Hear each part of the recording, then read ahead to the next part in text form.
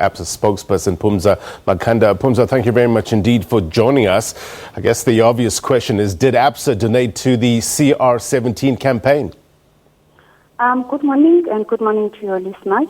We did release a statement yesterday clarifying that as a policy, as a bank, we do not donate to political parties, we do not donate to politicians or such like, and the policy is quite clear. So the short answer to your question is no, ABSA did not donate to the CR17 campaign. Have you ever heard of ABSA nation building? What is that all about? No, we haven't. And we checked and did all kinds of checks yesterday throughout our organization, and I can confirm to you and your listeners that there is no such entity under ABSA within the group. And so that entity doesn't exist under us, so it doesn't exist at all. But I also must add, for the benefit of your listeners, that when you write, in this case they wrote nation building as a reference for the payment, and that payment perhaps comes from an ABSA account. When you get that notification, for instance, by SMS, it's going to reflect first the name of the bank and then that nation building. So we do think that this is what has happened in this case.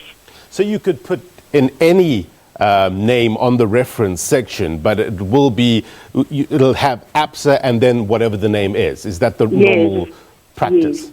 It first reflects the name of the bank, and then it will reflect whatever it is that you put under reference.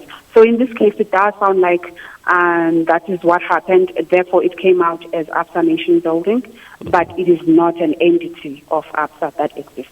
All right, so ABSA distancing itself from these allegations. But let me, while I got you on the line, let's just talk a bit broader now. Talk to us about the laws governing banking information, confidential information like that.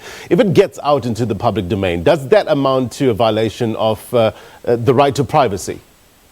Look, as a bank, when we have clients, and with all of our clients, we've got a very, very strict terms and conditions.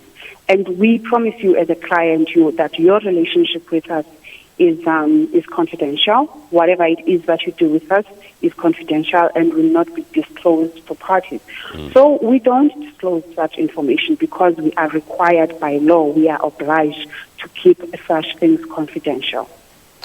Look, when we talk about these so-called leaks, I know we are entering the realm of speculation, but indulge us, if you will. What are the possible scenarios here? How would one get their hands on such bank statements? I would hate to enter into the realm of speculation. I wouldn't like to do that, and I wouldn't like to speak for the newspaper that is in possession of this information and how they may have received such information. But you did have one of the editors and the writers of the story on your TV channel last night, and he spoke about that. So that's not something that I would prefer to comment on. But have you dealt with certain of these confidential banking statements being leaked in the past, and what sort of scenarios played out in that regard? I think in this case, I will just want to make clear that ABSA was not contacted to provide any statements in relation to this matter.